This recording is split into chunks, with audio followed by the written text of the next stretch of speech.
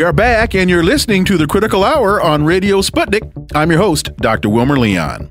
Pro-Israel groups attack Rand Paul for blocking $38 billion aid deal to Israel. What's going on here, and what is the expected long-term effect of his action? Well, for insight, we turn to my next guest. She is the executive director of If Americans Knew, a nonprofit organization dedicated to providing Americans with information on topics of importance that are misreported or underreported in the American media. She is the author of Against Our Better Judgment: How the U.S. Was Used to Create Israel. And she joins us today to discuss her latest piece in Mint Press entitled Pro-Israel Groups Attack Rand Paul for Blocking $38 Billion Deal to Israel. Alison Weir, welcome to the Critical Hour. Thank you so much for having me.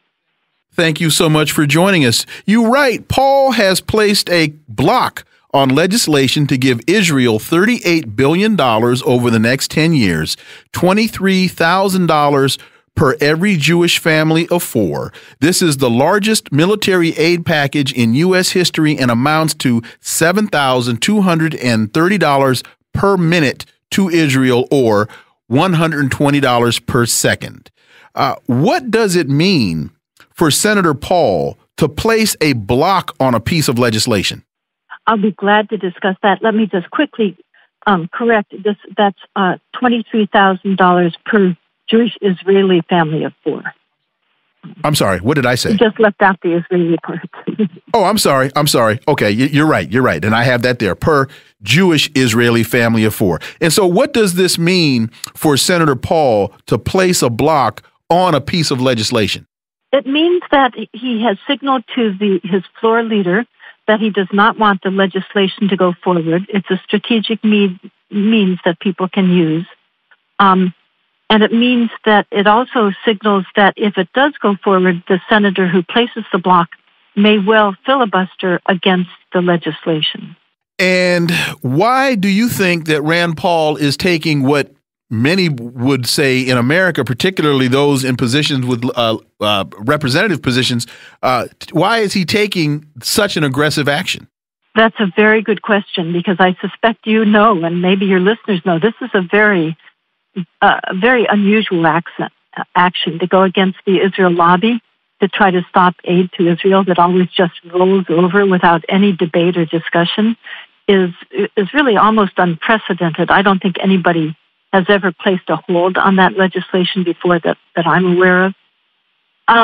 Well, Rand Paul, I believe in general, is against foreign aid. He believes that there's a lot of financial need among many Americans and in the United States, and I believe he has a record of believing that the money should, for the most part, be spent on Americans and not sent to foreign countries. Israel is quite well-to-do. It, in general, has better balance of payments than the U.S. does, for example. So he also has made a statement. He's come under major attack for doing this by the very powerful pro-Israel organizations. So he has now issued a statement that's reported by the Jewish Insider. The U.S. mainstream media, corporate media, are not covering the story at all. They haven't even told Americans that there's this $38 billion package about to go through, so the general public doesn't even know about it. But because of the Israel lobby, Israel partisans are very aware of it, and Israelis know about our tax money. So Senator Paul has issued a statement saying that he's going to offer an amendment within the next few days, and that he doesn't want the aid to go on forever, as it has. We've been giving Israel huge amounts of money for many, many decades. This would cement this new package for 10 years. Well, it cements it into law that we have to at least give Israel at least $38 billion. But it doesn't cement that it cannot go higher. In fact, it was written so that it can indeed increase over that amount. So when we say $38 billion, that's just a floor. It can go higher, and it quite likely will go even higher than that. And what is the money to be used for? Well, it's military aid. It's called military assistance. And wait a minute. So to I wanted you to make that point for two reasons. One, because I really see it as a money laundering scheme, because what the government of Israel will do with a lot of that money is use that money to buy military weaponry from American military manufacturers.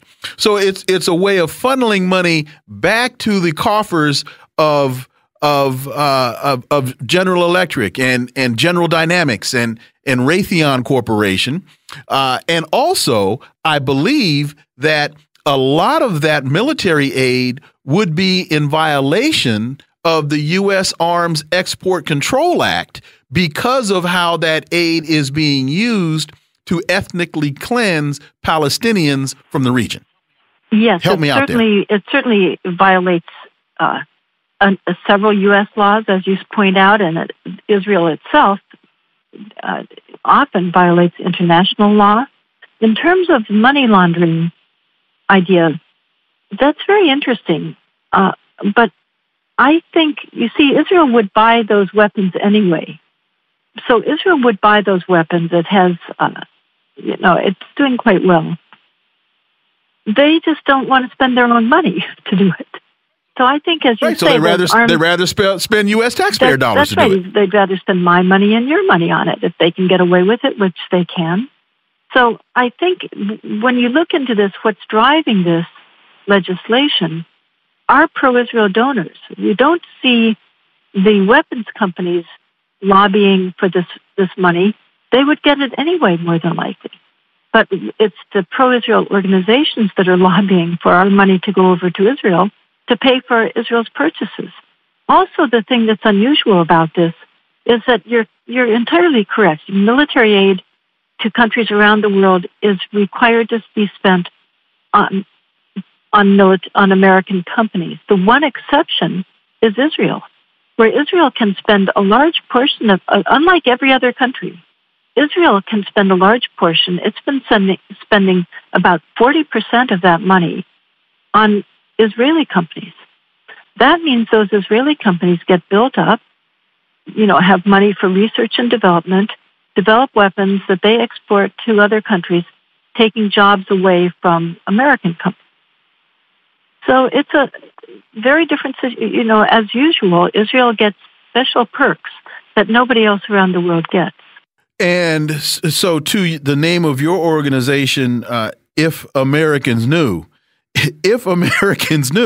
with the infrastructure issues that we have in this country, with teachers not being paid living wages and salaries commensurate with the work that they have to put in, if our schools, we can't even provide fresh drinking water to children in Detroit schools, what could we do with $38 billion over the next 10 years? That's just my commentary. What organizations are coming for Rand Paul, and how are they going about it? Well, the American Israel Public Affairs Committee is the main one. That's AIPAC for short. That's, according to Fortune magazine, it's one of the top two most powerful lobbying organizations in the United States. It's has been paying for Facebook ads to attack Rand Paul for doing this and urging people to pressure him.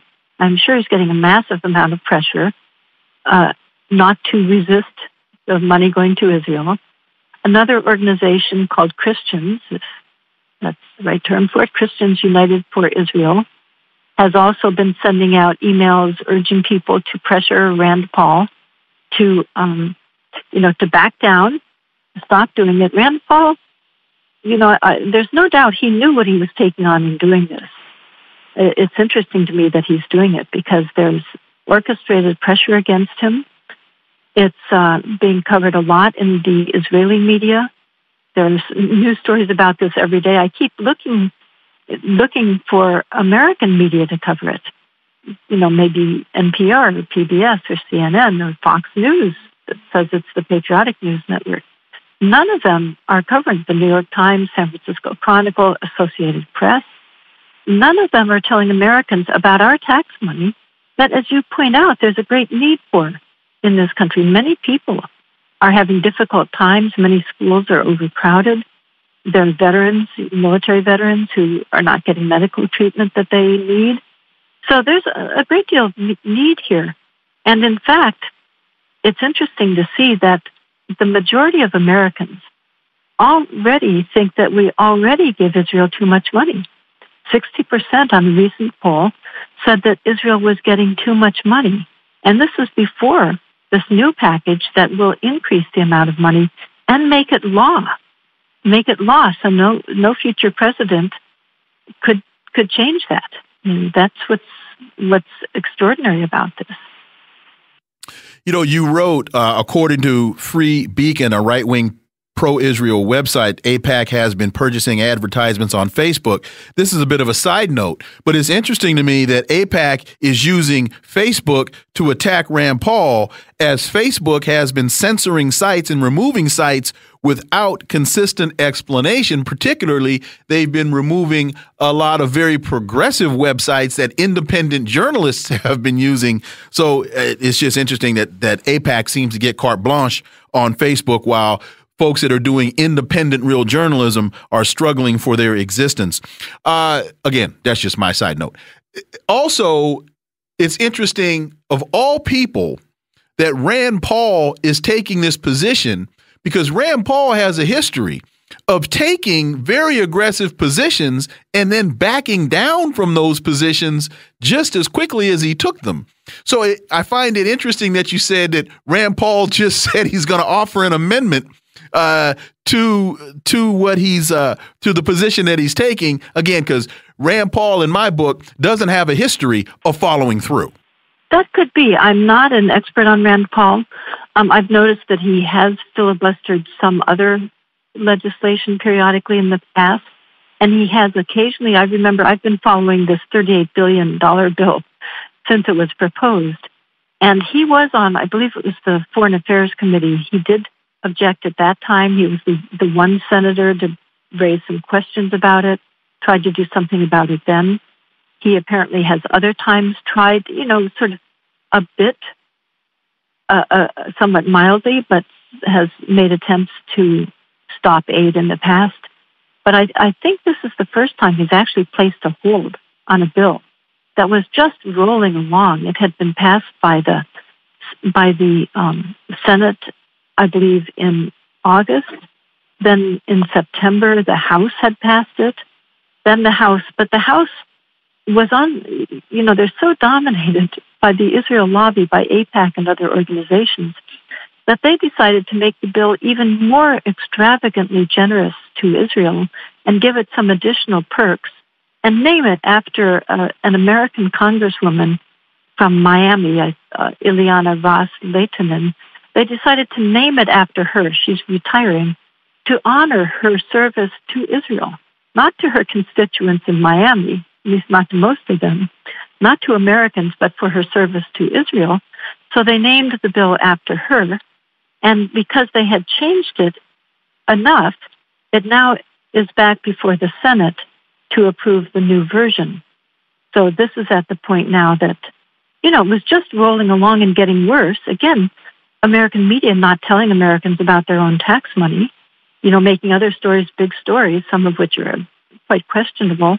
And this major one about our tax money that's being consistently covered in Israel, they never told anyone about it. Even with this unprecedented action of a senator actually placing a hold on a bill that was just about to roll through, still we're not hearing anything about it from the mainstream media. I was just on Russia Today. So RT covered it. A Russian news network covered it. But we can't seem to get American media to cover it, except thankfully there are some organizations and news media like you that are on top of things and are looking into this. But that's about it. None of the national media have touched it. Two things quickly. You mentioned that it passed the House. It passed the Senate. Then it went to the House, and the House added additional perks to it. What were some of the additional perks that the House added? And because we're running short on time, I want to be sure I get this question in. Are they trying to rush it through the existing Congress in fear that a Democratic-controlled House coming in January would question this, or are the so-called progressive Democrats just as on board with this as everybody else is? The progressive Democratic leadership is just on board, as much on board as the Republicans. So that's definitely the case. But I think Democrats in general have wakened up more to the human rights abuses.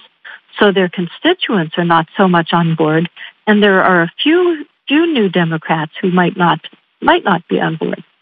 So I think they are concerned. They do want to pass this before they go, on vacation.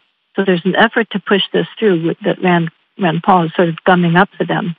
That's making them very unhappy that that's happening.